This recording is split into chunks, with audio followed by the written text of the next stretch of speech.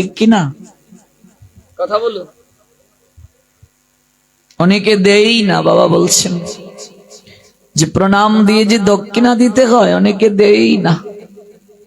তাহলে ভগবানকে প্রণাম দিয়ে আমায় এই দাও, ওই দাও, এই দাও। জগন্নাথের কাছে এসে প্রথমে এই কথা, একটিবারও কি কেউ কোনোদিন বলেছি বলুন তো বুকে হাত দিয়ে জগন্নাথকে প্রণাম দিয়ে, জগন্নাথ তুমি কেমন আছো বলেছি? যে গরমে তোমার কষ্ট হচ্ছে, জগন্নাথ তুমি কেমন আছো? আমরা তো প্রণাম দিই আমায় এই দাও, শরীরটা সুস্থ করে দাও গোবিন্দ, হে জগন্নাথ। আমার মেয়েটার ভালো সময় যাচ্ছে না, ব্যবসার ভালো সময় যাচ্ছে না, এই তারিখে ইন্টারভিউ যাচ্ছি, চাকরিটা যেন হয় জগন্নাথ। যদি হয় চাকরি, তাহলে তোমার রথযাত্রায় আমি কলার ছড়ি দেব। চাকরিও হলো না, জগন্নাথের কপালে কলার ছড়িও জুটলো না। কীর্তনে আমি 1 বস্তা ডাল দেব। আমার ছেলেটা যদি এই তারিখে A+ পায়, A+ পেল না, এই জগন্নাথ আশ্রমের কীর্তনে জগন্নাথের রাজভোগে 1 বস্তা চালও জুটলো না, ডালও জুটলো না। লেনদেন চলছে জগন্নাথের সঙ্গে, লেনদেন। আমায় এটা দাও, আমি তোমাকে ওটা দেব। আর জগন্নাথ যদি বলেন, ওরে এই যে লেনদেন করছিস, তুই এই জগৎ সংসারে ল্যাংটা তো এসেছিলে, তোর তো কাপড়টাও ছিল না। কার জিনিস কাকে দেওয়ার জন্য এসেছিস? কার জিনিস? আমার জিনিস আমায় দেবে, লেনদেন করছিস, ঠিক কিনা? অনেকে দেখবে জায়গা দিয়ে অহংকার করে, নেম প্লেট লাগিয়ে রেখো, আমি ভগবানের জন্য 2% জায়গা দিয়েছি। আর ভগবান দুর্যোধনকে বলেছিলেন, শুয়ের অগ্রভাগে যতটা মাটি ধরে তুমি নিয়ে এসেছিলে, এই যে বলছো বিনা যুদ্ধে নাহি দেব সুচাগ্র মেদিনী, নিয়ে এসেছিলে? আমরাও নিয়ে এসেছি। শুয়ের অগ্রভাগে যতটা মাটি ধরে নিয়ে এসেছো, মা মাটি নিয়ে এসেছো, এই মাটি নিয়ে মারামারি, এই জমি নিয়ে কাটাকাটি, মামলা মোকদ্দমা চলে। মানুষ যদি এই পরম সত্যটা উপলব্ধি করতে পারত, সংসারে কোনো মারামারি থাকতো না, হানাহানি থাকতো না, মামলা মোকদ্দমা থাকতো না, যন্ত্রণা থাকতো না, কষ্ট থাকতো না। মানুষ যদি উপলব্ধি করতে পারত এই জগৎ সংসারের সকল কিছুই গোবিন্দের, আমরা কেবল দেখাশোনা করার দায়িত্ব পেয়েছি। গৌর প্রেমানন্দে সকল কিছুই গোবিন্দের, আমরা কেবল দেখাশোনা করার দায়িত্ব পেয়েছি। এই উপলব্ধিটা যদি মানুষ করতে পারত, কবেই দুঃখ দূর হয়ে যেত, কবেই এগুলো নিরসন হয়ে যেত। অতীত শালায় বসে বসে ভাবছো রে মন সব তোমারই, তোমার ঘর তোমার বাড়ি, এই তো তোমার জমিদারি। যেদিন যমদূত করবে সমনদারি, সেদিন দুহাই দেবে কোন রাজার? যমরাজ যেদিন দূতদেরকে পাঠিয়ে সমনদারি করবে, কোন রাজার দুহাই দেবে? এই সংসারটা তাহলে কি বলছেন মহাজন? অতিথিশালা। অতিথিশালায় যদি কেউ যায়, ওমা কারো বাড়িতে অতিথি হয়ে গিয়েছ, 5 দিন থাকবে, তোমাকে একটা ঘর দিয়েছে, তুমি বলছো এটা আমার ঘর, বলছি কি না, এটা আমার ঘর। জল খাওয়ার জন্য একটা গ্লাস দিয়েছে, তখন আমরা বলি আমার গ্লাসটা কোথায়, ঠিক কি না? এটা আমার বিছানা। কিন্তু যখন আমরা এই জায়গা থেকে চলে যাই, তখন কি এই সকল কিছু নিয়ে যাই? কেন? কারণ আমরা জানি এটি হলো অতিথিশালা, আর এই অতিথিশালায় আমরা অতিথি হয়ে এসেছি। এই সংসারটাও হলো অতিথিশালা, এটা অতিথিশালা গো। কয়েকদিনের জন্য বেড়াতে এসেছি আমরা, ভালো করে অনুভব করুন কথাগুলো। কয়েকদিনের জন্য বেড়াতে এসেছি এই অতিথিশালায় আমরা। এই দেহ রথ নিয়ে মাসির বাড়িতে বেড়াতে এসেছি আমরা। এই মন্দিরে রথযাত্রা হয় ঠাকুরদা, তো রথযাত্রায় আমরা রথ নিয়ে যাই। ভগবান জগন্নাথ মন্দির ছেড়ে রাজপথে বের হন, রথে উঠেন ভগবান। ভগবান জগন্নাথ কৃপা করার জন্য মন্দির ছেড়ে বাইরে বের হয়ে এলেন, রাজপথে বের হয়ে এলেন। যারা কোনোদিন ভগবান জগন্নাথকে গিয়ে মন্দিরে প্রণাম দেয় না, দর্শন করে না, এমন অনেক লোক আছে কি নেই? পাশ দিয়ে যায়, মন্দিরের পাশ দিয়ে যাচ্ছে, কিন্তু ভেতরে অনুভব হচ্ছে না একটা প্রণাম জগন্নাথকে দিয়ে আসি, এমন অনেক লোক আছে যারা কোনোদিন মন্দিরে যায় না, প্রণামও দেয় না ভগবান জগন্নাথকে। সেই ভগবান এতটা করুণাময়, তিনি বলছেন, ওরে তোরা আমার কাছে আসতে যদি নাও পারিস, আমি তো তোদের কাছে যেতে পারি। এই জন্য ভগবান মন্দির ছেড়ে রাস্তায় বের হন আমাদের দর্শন দিয়ে কৃপা করার জন্য। রথযাত্রা, যাত্রা মানে গতি, যাত্রা মানে আরম্ভ, যাত্রা মানে রওনা হওয়া। এই রথ আর এই দেহ রথের মাঝে কোনো পার্থক্য নেই রে মা। এই রথ আর দেহ রথ এক, কোনো পার্থক্য নাই। এই দেহ রথটা আর এই জগন্নাথের রথটার মাঝে কোনো প্রকার পার্থক্য নেই। আমরা রথে যাই, রথে গিয়ে আমরা দড়ি দড়ি টানি, কিন্তু অনুভব করি না এই রথ আর দেহ রথ যে এক। যে রথের মাঝে গোবিন্দ সারথী হলেন, যে রথে উপবেশনরত অর্জুনকে তিনি এই গীতার জ্ঞান দান করলেন, এই রথ আর আমাদের দেহ রথ অভিন্ন, কোনো পার্থক্য নাই। পুরীতে রথের চালিকা শক্তি হলো ঘোড়া, দেহটা রথ, আর ঘোড়া হলো ইন্দ্রিয়, দেহের ইন্দ্রিয় হলো ঘোড়া। এই দেহ রথের রথী হলেন স্বয়ং জীবাত্মা, রথের চালক হলো বুদ্ধি, মন হলো লাগাম, আর রথের বিচরণ ক্ষেত্র হলো বিষয় ভূমি। এই সংসারের এই ভূমি জগতের বিষয় ভূমি। পুরীতে রথ টানে ঘোড়া, দেহের ঘোড়া হলো ইন্দ্রিয়, রথের ঘোড়া টানে দড়ি, দেহের দড়ি হলো মন। পুরীর রথের সারথি দারুক, আর দেহ রথের সারথি হলো বুদ্ধি। ভালো করে বুঝবেন।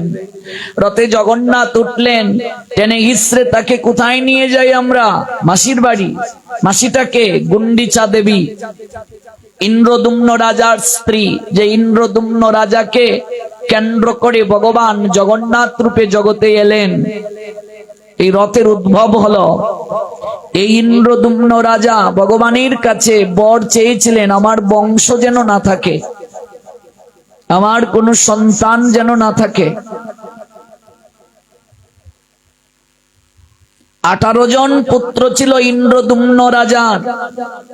18টা পুত্রকে তিনি বলি প্রদান করেছিলেন। এখনো 18 নালা আছে পুরী ধামে, তার উপর দিয়ে সেতু হয়েছিল। আপনারা পাবেন, ইউটিউব সার্চ করলে 18 নালা লিখে। বলছেন আমার যেন কোনো সন্তান না থাকে, বংশ যেন না থাকে, কারণ আমার সন্তান যদি থাকে, বংশ যদি থাকে, ওরা পরবর্তীতে এই মন্দির নিয়ে ব্যবসা করতে পারে। ওরা বলবে আমাদের জগন্নাথ, জগন্নাথ মন্দির, জগন্নাথ কারো ব্যক্তিগত হয় না, ভগবান সার্বজনীন, ভগবান সবার হয়। চিন্তা করেছেন কত বড় ভক্ত? চিন্তা করেছেন? আমরা তো এখনো অমুক বংশের বলে অহংকার করি, অদ্বৈত বংশ, নিত্যানন্দ বংশ, অমুক বংশ, তমুক বংশ ইত্যাদি বলে আমরা অহংকার করি। প্রকৃত ভক্তের আচরণ দেখুন। গুন্ডিচা কাঁদতে কাঁদতে বললেন, আমি তো মা, আমাকে মা বলে ডাকবে কে? সন্তান যদি না থাকে আমায় মা কে ডাকবে? আমি তো মা। জগন্নাথ তখন বলেছিলেন, আমি তোমায় কথা দিলাম, আমি তোমার কাছ থেকে বাৎসল্য প্রেম আস্বাদন করব। এই তোমার বাড়িটা মাসির বাড়ি হবে, আমি যাব তোমার কাছ থেকে প্রেমরস আস্বাদন করার জন্য। ওই পুত্র সম জগন্নাথ গুন্ডিচা দেবীর মন্দিরে গিয়ে থাকেন, সেখানে রাজভোগ হয়, আনন্দ হয়, কিন্তু ওই জায়গা থেকে আবার তাকে উল্টু রথে আসতে হয় নিজ জায়গায়। উল্টু রথে আবার ফিরে আসেন নিজ জায়গায়। এই যে উল্টো রথ, এটার উদ্দেশ্যটা কি কখনো বুঝি না আমরা, এগুলো জানার চেষ্টা করি না রে মা। রথে উঠলেন জগন্নাথ, মাসির বাড়ি গিয়ে থাকলেন, সেখান থেকে উল্টো রথে আবার ফিরে এলেন। যখন রথ থেকে জগন্নাথকে নামানো হয়, তখন এই রথের আর কোনো মূল্য নাই, পুরী দামে ওই রথটা তখন ভেঙে ফেলা হয়। কাষ্ঠগুলো জগন্নাথের রান্নার জন্য ব্যবহার হয়, কেউ নিলামে ডেকে নিয়ে যায় শুভ কার্য করার জন্য। ওই কাঠগুলো তখন পুড়িয়ে দেয়া হয় জগন্নাথের প্রসাদ তৈরির জন্য। আমাদের এই দেহরথ থেকেও যখন আত্মা চলে যায়, দেহরথের কোনো মূল্য থাকে না। কয়েক ঘন্টার মাঝে এই দেহটাকে আগুনে পুড়িয়ে দেয়া হয়, ঠিক কিনা? অনুভব করুন, রথে যতক্ষণ জগন্নাথ আছেন ততক্ষণই রথের মূল্য, ততক্ষণই মূল্য। সারথি রূপে গোবিন্দ যদি অর্জুনের রথে না থাকতেন, অর্জুনের কোনোদিন সম্ভব হতো না যুদ্ধে জয়ী হওয়ার জন্য, কোনোদিন তার সম্ভব হতো না। মহামহিম বিশ্ব যখন একের পর এক স্বর দ্বারা বিদ্ধ করছেন অর্জুনের শরীরে, ভগবান রথের চাকা নিয়ে এগিয়ে গিয়েছিলেন তার ভক্তকে রক্ষা করার জন্য। অর্জুনের মনে একটু অহংকার বোধ এসেছিল যে মাধব তুমি কেন অস্ত্র ধারণ করছো? তুমি তো প্রতিজ্ঞা করেছিলে অস্ত্র ধারণ করবে না, আমি তো একাই পারবো। ভগবান তখন আংশিক রথ থেকে নিচে নেমেছিলেন, আংশিক, সঙ্গে সঙ্গে এক বাণে, মহামহিম বিশ্বের এক বাণে অর্জুনের রথটা অলট পালট করে গিয়েছিল। বুঝিয়ে দিয়েছিলেন ওই রথের সারথি গোবিন্দ যদি রথে না থাকেন, এই দেহ রথের কোনো মূল্য থাকবে না। ওই দেহরথ থেকে যদি আত্মা চলে যায়, সারথি যদি চলে যায়, ওই দেহরথের কোনো মূল্য নাই। কয়েক ঘন্টার মাঝে পচে দুর্গন্ধ বের হয়, জ্বালিয়ে দেয়া হয়। কয়েক ঘন্টার আগুনে ধাউ ধাউ ধাউ করে জ্বলে, সকল অহংকার পুড়ে ছাই হয়ে যায়, সকল অহংকার পুড়ে ছাই হয়ে যায়। অনুভব করেছি আমরা, কবে অনুভব হবে গো না জানি, কবে অনুভব হবে আমাদের। জগন্নাথ উল্টো রথে ফিরে এসে জগৎকে একটা শিক্ষা দেন, দেখো এই দেহ রথটা নিয়ে তোমরাও কয়েকদিনের জন্য বেড়াতে এসেছো এই সংসার মাসির বাড়িতে। দেখো আমি মাসির বাড়িতে গিয়েছি বটে, কিন্তু আমি ভুলি নাই নিজ জায়গায় আবার আমি ফিরে এসেছি। তোমাদের বাড়ি এটা নয়, তোমাদের বাড়ি ভগবত ধাম। ওই জায়গা থেকে কয়েকদিনের জন্য বেড়াতে তোমরা এসেছো এই সংসারে, কিন্তু তোমরা আবার উল্টো পথে যে যাত্রা করা তোমাদের দরকার, তোমরা ভুলে গেছো ওই মাসির বাড়িতে বেড়াতে এসে এই জগতের সকল কিছুকে বেড়ানোর জায়গায় এসে নিজের বলে তোমরা দাবি করছো। আমার পুত্র বলছো, আমার কন্যা বলছো, আমার সংসার বলছো, আমার সকল কিছু বলছো, কিন্তু ভুলে গিয়েছো এই রথটা নিয়ে তোমাদেরকে আবার উল্টো পথে যাত্রা করতে হবে। এই তো হলো মূল কথা। এটা অনুভব করেছি কখনো? এটা কখনো অনুভব হয়েছে আমার? এটা অনুভব হয় নাই। মহাপ্রভুর সিদ্ধান্তটা আলাদা। মহাপ্রভু এই গুন্ডিচার প্রাঙ্গণটাকে বৃন্দাবন বলেছেন, আর নীলাচলটা ঐশ্বর্যের ধাম বলেছেন। ঐশ্বর্যের ধামে আমাদের কখনো বসত ভূমি নয়, ভগবানের এটি আনন্দের ভূমি নয়। এই জন্য তার দেহটা যদি দ্বারকায় পড়ে আছে, ঐশ্বর্য ধামে পড়ে আছে, কিন্তু তার মনটা সতত মধুময় শ্রী বৃন্দাবনে পড়ে আছে। এটি হলো মহাপ্রভুর সিদ্ধান্ত। গুন্ডিচায় দেখবেন জগন্নাথ আসার আগে মার্জন করা হয়, গুন্ডিচা মন্দির মার্জন। এই যে মন্দির মার্জন, এই মন্দির মার্জন মানে হলো আমাদের এই হৃদয়টাকে মার্জন করা। এই হৃদয়ে লক্ষ জনমের ময়লা আবর্জনা আছে। যতদিন পর্যন্ত এই হৃদয়ের ময়লা আবর্জনা সাফ না হবে, পরিষ্কার না হবে, ভগবান কোনদিন সেখানে আবির্ভূত হবেন না, কোনদিন অবস্থান করবেন না, থাকতে পারেন না। তাই জগন্নাথ যাওয়ার আগে গুন্ডিচা প্রাঙ্গণটাকে মার্জন করা হয়। গুন্ডিচা মার্জন শুনেছেন তো? মার্জন করা হয়। ব্রজ গোপিকারা মার্জন করছে। তাদের হৃদয়ে গোবিন্দ বহু বছর পর, বহু কাল পর তাদের হৃদয় ভূমিতে বিহার করার জন্য আবার আসবেন। কি তত্ত্ব, কি গভীর ভাব, আমরা কি বুঝি? রথে যাই, দড়ি ধরে টানি, ওই দড়ি হলো মন রে বাবা, মন। আর ইন্দ্রিয় হলো ঘোড়া। ওই ঘোড়া যতই দুর্দান্ত গতিতে চলুক না কেন, ওই দড়িটাকে, লাগামটাকে যদি ঠিকভাবে টেনে রাখা যায়, তাহলে ঘোড়া কি দুর্দান্ত গতিতে ছুটে গেলেও কোনো লাভ হবে? হবে না।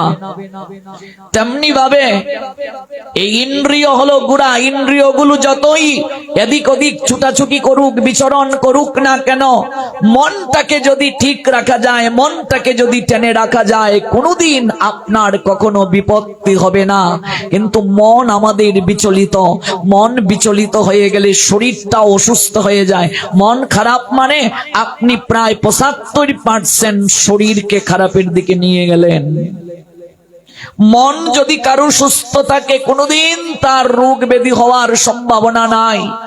ভালো পরিবেশে থাকলে, আনন্দে থাকলে অনেক রোগ ব্যাধি কমে যায়, আপনা থেকে ভালো হয়ে যায়। মন থেকে সকল কিছুর সৃষ্টি হয়।